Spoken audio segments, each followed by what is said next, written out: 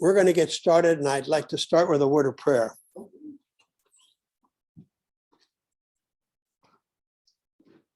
You have saved us, Lord, by your grace. You have made us part of your family. You have given us tasks to do, burdens to be borne and shared. And we thank you for your providence, your goodness, your grace in all that you do. Make us attentive to this lesson this morning, and by your Spirit, make it fruitful in our minds and in our hearts. In Jesus' name, amen. Okay, prepare to stand. This is the last lesson.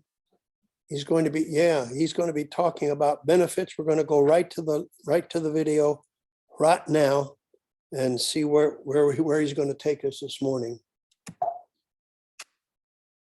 Well, I thought we were. Now we will.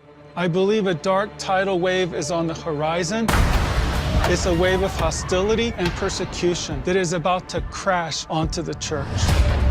We have been conditioned not to expect persecution. It's because I know how dangerous, how difficult persecution can be, that I have such a sense of urgency for the United States. I'm focusing on preparation of the heart to be faithful till the end. Hello again, everyone. Thank you for joining me in the final session on preparing to stand. Throughout this series, I've been open about how enduring persecution can be very difficult. Now in this session, I want to encourage you with some of the positive results, call them unexpected blessings, that can come from this. But first, I want to summarize some of the risks and the steps we have talked about so far. In this series, I've highlighted 4 dangers that can knock us out if we're not prepared for the pressure of persecution. There's a danger of acting according to fear, of the heart becoming offended toward God, of pursuing pleasure as an escape, and of being derailed by deception. I've also suggested 6 steps that prepare our hearts to stand. Step 1 is talk about persecution. Adjust our mentality so we're not caught by surprise. Step 2, develop fear of God in a right perspective. And this is the best way to counter fear of man. Step 3, pursue the heart of God. This is the most important thing we can do. It underlies obedience, it fuels perseverance, and it's the best way to overcome offense. Step 4, build perseverance. This is how we persist under pressure, and it strengthens us against the temptation to escape through pursuing pleasure. Step 5, build community. And step 6, guard the word. These 2 together are safeguards for us, our families and churches against sliding into deception. Now, on to what we can expect if we put these steps into practice and remain faithful under pressure. I'm going to talk about 10 of these blessings. First, I want to highlight how persecution can draw us closer to Jesus. Number 1, I love Jesus even more now because I suffered for him. I said earlier that what best prepared me for the trials I went through was my pursuit of God's heart, the years of building intimacy with him. Because I loved God, I was willing to take risks for him, to invest my resources in his work, to suffer for him. Love drives sacrifice. But I also found that my sacrifice in the end fueled a more intense love. As I suffered for Jesus, my love for him grew stronger and more committed. In a way, this doesn't make sense. I've been hurt. I was damaged. But on the other hand, I now have more invested in this relationship. I paid a high price. It cost me. And because of this, it's even more precious. Suffering for God can build our love for God. Number 2, as I've explained, I felt very distant from God, even abandoned by him during my time in prison. I talk about it as experiencing the silence of God for 2 years, a dark night of the soul. And so I was really surprised when I realized that I came out of prison with a deeper intimacy than I'd had before. It's a different intimacy, one that comes from being tested. My love for God was severely tested, but I passed the test and came out with a proven love, proven to me, proven to others, and proven to God. And here's the result. It gives me a different level of confidence in my relationship with God. And God also trusts me at a different level now because I remain faithful under pressure. The testing and proving of our love brings us into a more confident intimacy with God. We can emerge as closer friends of God. Number 3, I pursued God with an unusual desperation because of the pressure I was under. I've never been so God-focused in my life. I've never spent so much time praying as I did in prison, hours and hours a day talking with God, pressing into Him, surrendering myself to Him. The truth is that pressure pushes us to run after God in a way that we don't normally do. The difficult circumstances force us to run after God with desperation. I love this verse in Psalm 42. As a deer pants for streams of water, so my soul longs after you, O God. My soul thirsts for God, the living God. What passion for God! But read the rest of the psalm. The psalmist is under tremendous pressure. He's surrounded by enemies, terribly discouraged, feeling forgotten by God. And so he cries out for God. Pressure makes us run after God as never before. And this is very good for us. Number 4, I'm closer to the heart of Jesus now. I've mentioned already what I call the wave starter prayer that was so important in my life. Father God, draw me so close to your heart that you'll be able to trust me with the authority to start waves. This was my pursuit for years, to draw closer to God's heart. In this pursuit of intimacy with God, I especially focused on running after His presence, which is why it was so painful and confusing to me when I lost all sense of God's presence. But recently God showed me that He had been answering my prayer throughout my intense persecution in ways that I had not noticed. Every time I experienced something that Jesus did, this brought my heart into a bit more overlap with His. So for example, Jesus endured things that I also had a taste of. Jesus faced opposition, was greatly misunderstood, mocked and scorned, called evil, slandered and lied about, and persecuted for righteousness. He forgave His enemies and friends who betrayed Him. He learned obedience and endurance. He suffered great stress even as He surrendered to God's will. And He felt abandoned by God and yet persevered.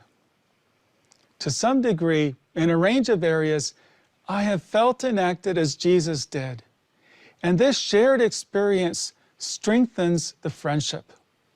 It's almost as if we can relate to one another in the same way that people who've lived through the same thing can relate to each other and bond more quickly. There's immediate understanding that doesn't need to be explained. In some way, this happens with Jesus. Experiencing the hardships that Jesus did draws us closer to His heart. So far, I've highlighted that as a result of hardship, we'll know our God in a different way. There's so much more that could be said about this. But another result is that we bear more of His nature. And this is number 5. I used to say matter-of-factly to people who were thinking of ministering in Turkey and were anxious about the possible danger, come with the assumption that you'll die for your faith here. It's very unlikely that you'll suffer that way, but come with that mentality, and this would startle them. I would perhaps say the same thing now, but I would do it with a lot more compassion, gentleness, grace, and humility. Now that I have suffered, now that I've broken, I'm much more understanding of the fears and frailty of others. Jesus is able to understand, to sympathize with our weaknesses because He was tested. Suffering changes our hearts, so we bear more of the nature of Jesus, who is gentle and humble in heart. Number 6, suffering made me more sensitive to sin and concentrated my mind and heart on living for God. Peter says to the suffering church, "Since therefore Christ suffered in the flesh, arm yourselves with the same way of thinking. For whoever has suffered in the flesh has ceased from sin, so as to live for the rest of the time in the flesh, no longer for human passions, but for the will of God." I don't have time to explore how this happens, but I can tell you that it does. After paying a high price for my allegiance to Jesus, I recoiled at that which would compromise, dilute, devalue, stain this sacrifice. Together with this, I think that the battle to be faithful, the concentration, the focus, and the discipline this required, it trained my heart. I'm very aware that I'm sinful and susceptible to sin, but because of suffering, I'm more focused than ever on living for God. I highlight this because God is going to use difficulties to purify His church, and He must purify the church because Jesus will have a pure bride. Suffering trains us to reject sin and to live for God, a deep and long-lasting reorientation of the heart. Number 7, I learned perseverance at new levels because of suffering. The truth is that suffering builds perseverance, and this is so important to God that Paul tells us that we should even rejoice in our suffering for this reason. And James says, "The testing of your faith develops perseverance. Allow perseverance to finish its work so that you may be mature and complete, not lacking anything." Every time we flex the muscle of perseverance, we become stronger and more determined. And this prepares us to stand in even more difficult circumstances. A friend of mine has compared the pressures recently unleashed on the world as swimming against a 1-mile-an-hour current. And God is using these pressures to prepare us to swim against the 5-mile-an-hour current that is coming, and even the 10-mile-an-hour current. Early in my imprisonment, a friend pointed me to some verses in Jeremiah. The prophet Jeremiah has been complaining to God, "Why are you testing my heart with difficulty, and yet others have it so easy?" And God answers, "If you have raced with men on foot and they've worn you out, how can you compete with horses?" I understood Jeremiah. I also had been complaining, but I really didn't like this message that God allows hardship to prepare me so that I can be entrusted with even more difficult assignments. Compete with horses? I don't want to compete with horses. But sometimes we don't have a choice. Suffering teaches us perseverance so that God can trust us with difficult assignments. Friends, simply being faithful to God in persecution is enough. That's what God asks of us. And in fact, it's a significant victory. But as we aim for this, persecution often puts us on display. Number 8, persecution puts us on display for other believers.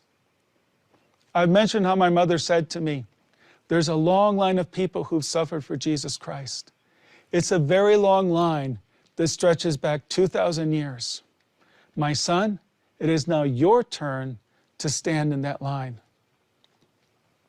As my imprisonment dragged on, I tried to strengthen myself by thinking often of the line that stretched before me, the great cloud of witnesses. I would say to myself, if they did it, I can do it too. But I also became keenly aware that others would come after me, and that I needed to leave them an example of faithful endurance. I had to stand in that line and endure. We leave an example for other believers. Number 9, we are also on display for unbelievers, and this is a powerful witness because it is so costly. So prepare to be put on display. I know what this is like. I ended up on display not only for other prisoners and for my guards, but eventually before all of Turkey, and even before millions around the world. I love what the prophet Daniel says about those living in the most difficult times, times like we will face. But the people who know their God shall stand firm and take action. If you know your God, you shall stand firm. This is what I've been emphasizing, knowing our God. If you want to stand firm, then know your God. And God is certainly interested in our standing firm, but He actually wants us to go beyond this. God's people will stand firm and take action. Some translate it as they will stand firm and carry out great exploits. So we're meant not merely to survive in times of pressure, we're also meant to carry out assignments for God. But first we have to stand. If we don't stand, then God won't be able to use us. So prepare to be on display. We are children of light. Light shines in the darkness. It's on display. And those who want to escape the growing darkness will know whom to go to for life. They will come to us. This brings me to the last result I want to emphasize, number 10. Those who endure persecution will be greatly rewarded for eternity. We tend to de-emphasize reward. Maybe one reason is that we don't want to appear to be motivated by personal gain. The common picture is that we'll receive a crown and then cast it down at the feet of Jesus. But the Bible doesn't actually teach this. Jesus emphasizes reward. He urges us to live in such a way as to gain this reward. And to those who suffer persecution, He says, your reward will be great. What we do here really does matter for eternity. There are people who are famous in this life who are not known in heaven. And there are people no one has heard of in this life who are sitting next to Jesus, and they're greatly honored. We may not care about reward and honor now, but I think this is because of our ignorance. We don't realize how important it is to God. But we will greatly value it throughout eternity. And a measure of reward is linked directly to how we handle persecution. Peter writes, "In this you greatly rejoice, though now for a little while you may have had to suffer grief in various trials, so that the proven character of your faith, more precious than gold, which perishes even though refined by fire, may result in praise, glory, and honor at the revelation of Jesus Christ." Jesus will honor those who prove their faithfulness in difficulty. Perhaps one of the rewards in eternity is a greater closeness, a greater intimacy with Jesus. I've come to understand that my time in prison was very precious to God. Someone said to me early on, "Andrew, now it's just you and God. It's going to be great." It didn't feel great to me. It didn't feel to me that God was with me. But as I look back, I can see that He really appreciated, He cherished this time as I offered my devotion, my worship, my obedience, my love to Him in very difficult circumstances. It was a very precious time to God. And as I look back, it was also a very precious time to me. It didn't feel good. It was very difficult. But I wouldn't trade what I have gained from it. It's mine for eternity. A friend told me recently, Jesus will not be unequally yoked to His bride. And I think this is true. Jesus is going to have a bride to whom He will be equally yoked. A bridegroom who has suffered will have a bride who has also suffered. And because she has suffered, she'll be a pure bride, purified in the fires of faithful obedience, a bride whose heart is close to His, who bears His image, who lives to please Him, who has proven her love and allegiance. This will be a bride worthy of her beloved. In concluding this series, I want to leave you with a final thought. There's a great line from a book I read in prison. To do right is always worth it. Not always today, but always tomorrow. This is the heavenly perspective. Noreen told me during some very dark times in prison, if we go through this the right way, at the end, we will have no regrets. When she said this, she didn't know whether I would gain my freedom in this life or not. She was pointing me to what really matters. Be faithful. Be obedient. Run the race well. He is worthy and he is worth it. As we look back now, I can say that we have no regrets. Of course, I know my race is not over yet, so I focus on running the race that is set before me now, to finish well, to be found worthy to stand before Jesus on that final day with no regrets. And I pray the same for you.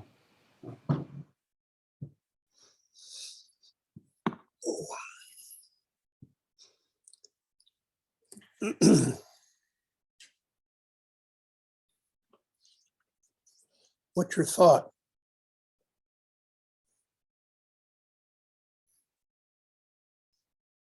See it again. Not this morning, but you can get it online. Let's just go through them again. We grow closer to Jesus. We gain greater confidence with God. We pursue God more. We relate to the heart of Jesus. We bear God's nature. We are more sensitive to sin, I would think, my sin. We grow in perseverance. We are on display for believers. We are on display for non-believers. And there are great eternal rewards.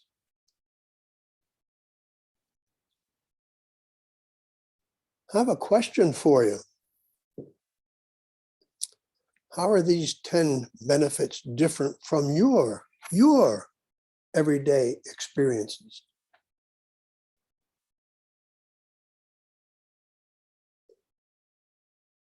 Is there any one of those 10 benefits that all believers don't receive, whether or not we suffer persecution? I'm going backwards from what he's saying. I want you to understand that we all are given these benefits because of our relationship with Christ. What makes Andrew Brunson's presentation meaningful to us, though?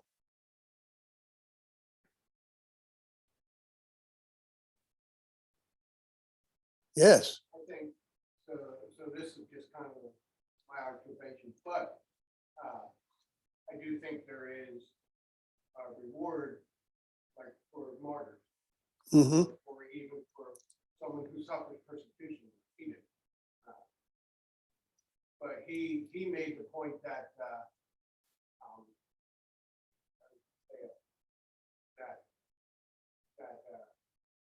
Jesus purified himself, and he is going to have a pure bride. Yeah. And when he said that, I thought, well, yeah, I agree with that, but at the same time, what about all the people that died under freedom, like my dad? You know, so I don't know that he was ever persecuted, at least not to this degree. And what he's saying that we might end up seeing.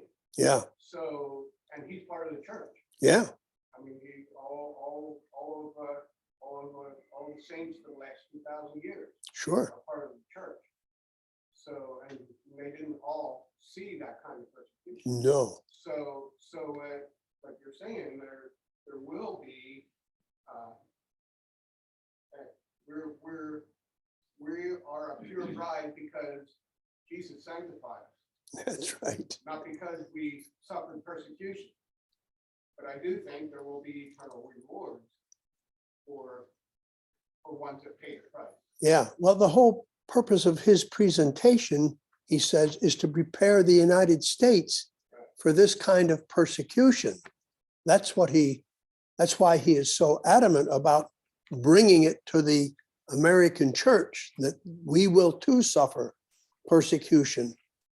But I want to go back to something when Gary played the question and answer with Stephen Lawson about persecution.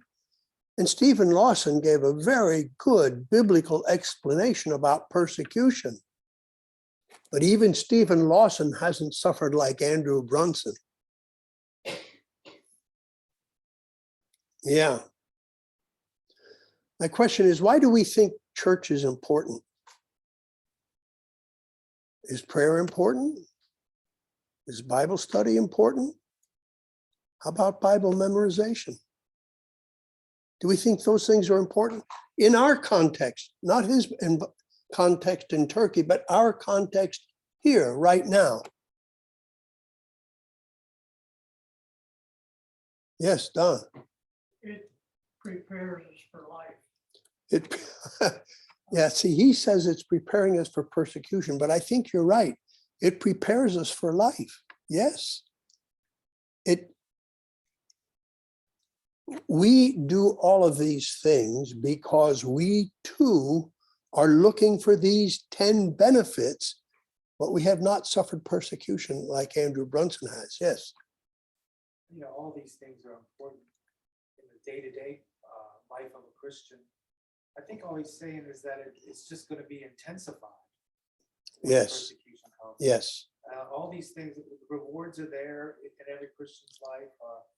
It's important for us to pray and study the Bible and memorize scripture and go to church. And every Christian's day-to-day life. Yeah. It's just that under persecution, it just intensifies the situation. Yes. And I think that bears some discussion in the sense that, do we suffer? Certainly we do. My father died when I was 16, my mother when I was 19. I grow up with a rather warped view of death. I know that we can be here one moment and gone the next.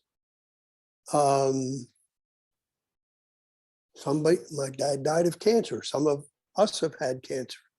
Marilyn Neeby just died of cancer, you know. Herman Simith just died of a brain bleed, of aneurysm of some sort. We can be here one moment and gone the next. But we have to understand this is suffering. We do suffer. We do suffer. We do. But there's a difference between suffering the normal vagaries of life and suffering persecution. If you have a Bible, the verse that comes to mind is Matthew 5. Blessed are you when men shall revile you and persecute you for my sake. What does the rest of that verse do? You have it memorized. For great is your reward in heaven. That sort of ties this all together, because there's a difference between suffering with the loss of a spouse or a loved one, with sickness. We suffer, and it does test our faith, doesn't it? It does test our faith. We say we believe in the resurrection and the life, Jesus Christ our Lord. But when it comes close for my exit, I'm saying, well, now, we do suffer, and it tests our faith. But what Andrew Brunson is talking about is persecution when we suffer for Jesus' sake. There's a difference. And I think that when we come here and look at Andrew Brunson's story, what makes him different from us is the fact that his faith was tested in a prison in Turkey while he was perfectly healthy. He was physically well, he was spiritually well, he's a pastor, he's a missionary, he's on top of the world as a Christian, And he almost broke. He almost broke. And his faith was tested in the crucible of external pressures outside of the normal daily routines of life. He suffered for Jesus' sake. You asked, why was he in prison? He had a church, and the Turkish government felt that several of the people that were attending were on a watch list for terrorists. So they thought he might be a terrorist cell inside of Turkey. And he was given 3 life sentences.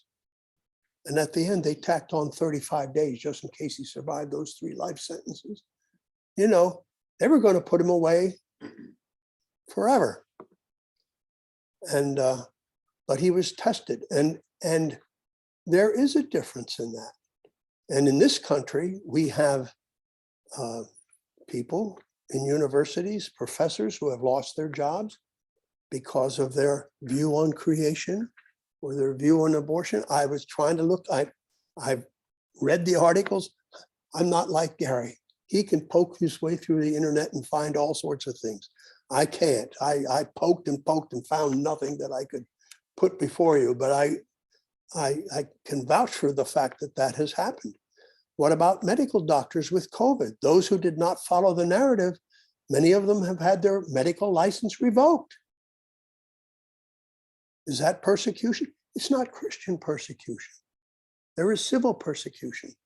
But Paul Washer made the statement that when we are persecuted for Jesus' sake, it will not be noble. They will not tell you that you're suffering for Jesus' sake, but that you're suffering, that you are in prison or your license has been taken away because you have disobeyed the government. That's how Paul died. What was the early creed of the church? Jesus is Lord.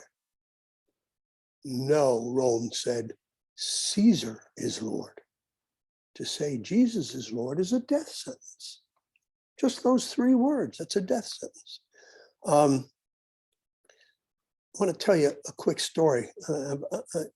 I had a very good friend. He has died.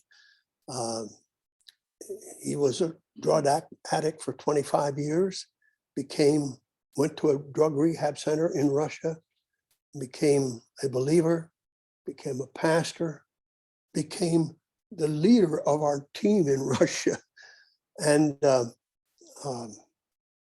he was Chechen, and you know Chechnya, the Chechen wars. They're perhaps the most warlike republic in Russia.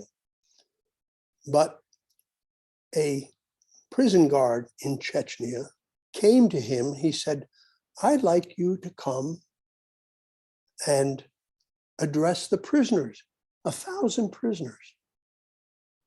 And he says, why do you want me to do that? Well, he said, and this guy was Muslim. He said, because I used to be a prison guard in Stalin's gulags. And he said, we had 3 kinds of prisoners: political prisoners, criminals, and Christians. He said, the political prisoners were always giving us trouble. Hunger strikes, banging on the bars, trying to beat up the guards, everything else. The criminals, they were just vulgar, vile people. The Christians, they would do anything you said. They would agree. They would do what you told them to do until you questioned their faith. And then they were like a rock. And this prison guard was so impressed that he wanted this Chechen man who became a pastor to address 1,000 prisoners. And he did. He did. I'm just saying, what a wonderful testimony. And you know how I love my Russian brothers and sisters, because they carry the gospel with persecution on their backs all the time. They just don't realize it. They just don't even think twice about it. They're cautious, they're careful. But it is a great testimony. It's a great testimony to me because I have never suffered like that.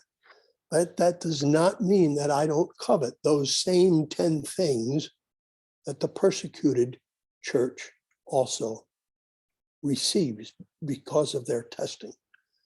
And to whatever measure we are tested or are not tested, we receive the same things.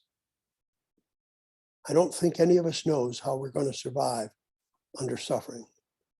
Yes, Stu. One of the things that this series continues to make me think about is the love of Christ.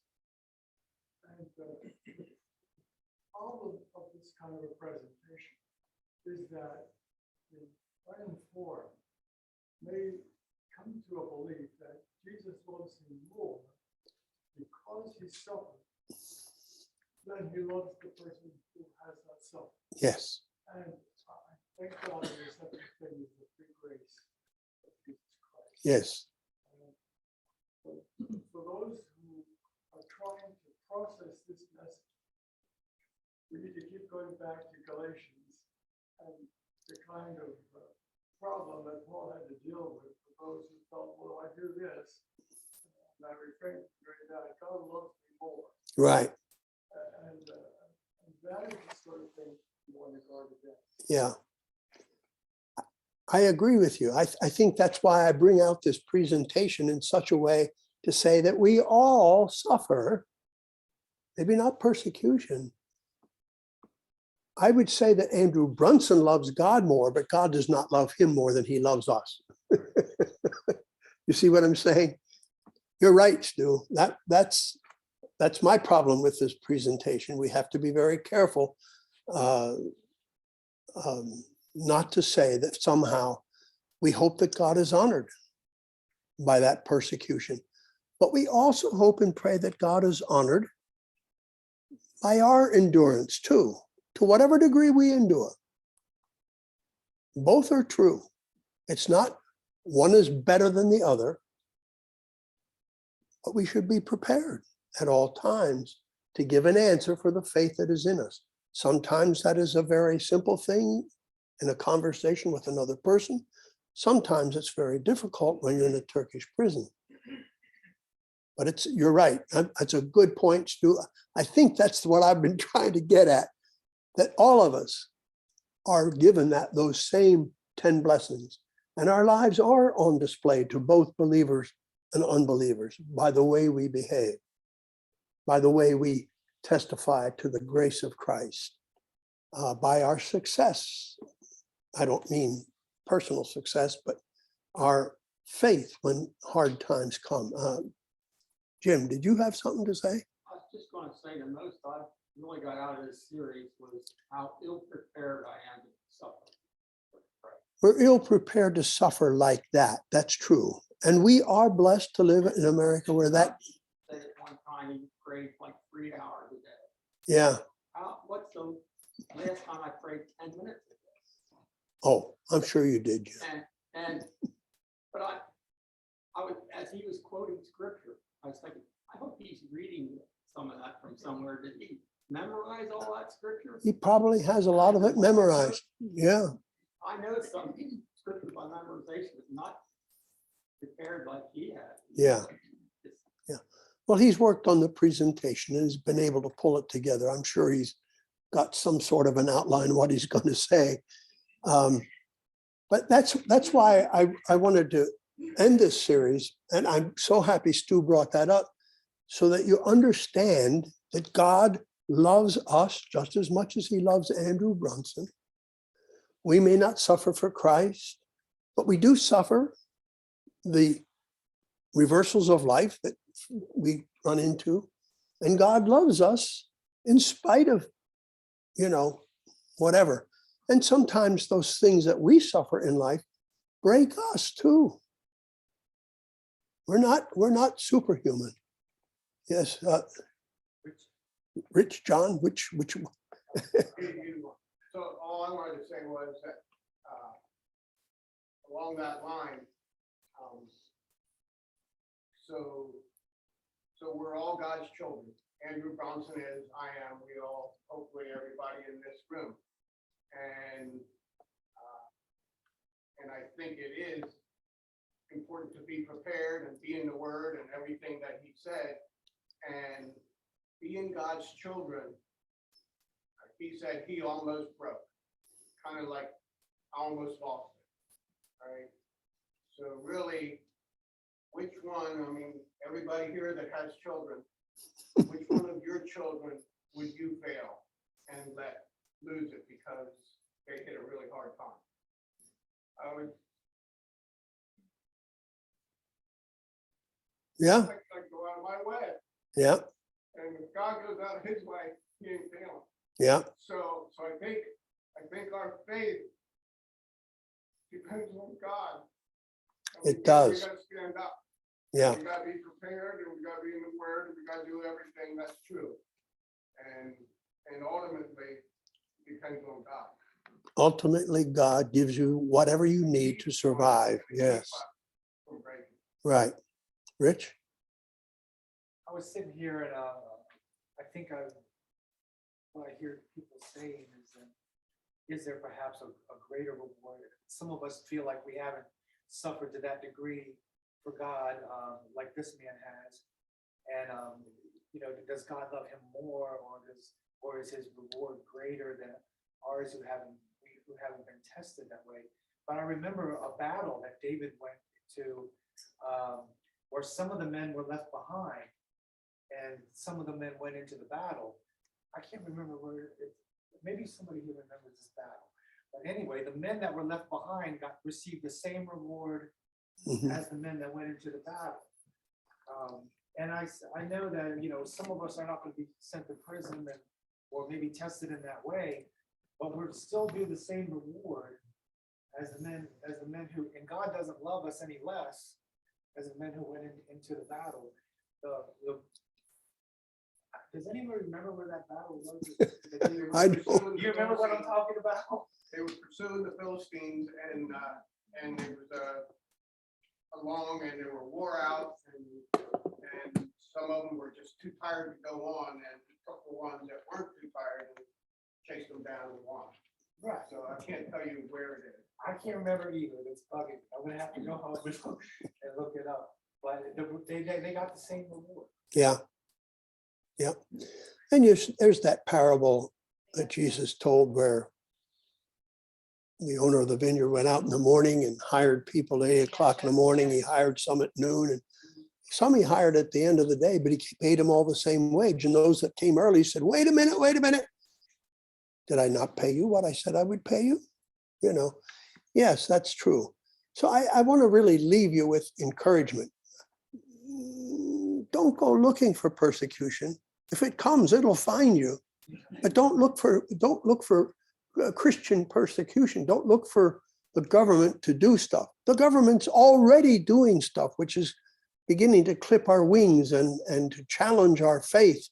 And we are not persecuted, but we are becoming reviled by the rest of the culture. And that's okay. My shoulders around it, rolls right off. Anyway, I wanted to close with this statement by Sproul. I won't do it because we don't have the time. But there is an acute difference between knowing about God and knowing God. And Andrew Brunson's story is about a man that was put through severe persecution and knows God better. That's what he knows. We know God. We study the Bible. We memorize the Bible. We go to prayer meeting. We go to church. We go to Sunday school because we want to know God better, not know about him. We got to be careful that we don't just spout Bible verses without putting them in context. But we want to know God, and nobody knew God, in my opinion, biblically, better than Moses did. God spoke to him as a friend, face to face. That's what the text says. And so I had heard of you, and this is Job's testimony, severe persecution. Incidentally, he did not suffer for God's sake. He just suffered a tremendous reversal in fortune, lost all of his children. I had heard of you by the hearing of the ear, but now my eye sees you. That's what it's all about. When the tough times of life come, I don't care if it's disease or illness or whatever, death or whatever. It's all there to help us lift our eyes beyond the veil of this fleshly existence and focus our eyes on Christ in heaven. So, to me, the most important thing he said in this, because I love the Bible, he said, this was last week, say what God says, nothing more. Say what God says about himself, say what God says about me, and say what God says about them, your enemies. That's what it's all about. Anything more than that is of the devil. Any other final comments? We should pray because it's 10:20 after. Let's close in prayer. Father, we wrestle.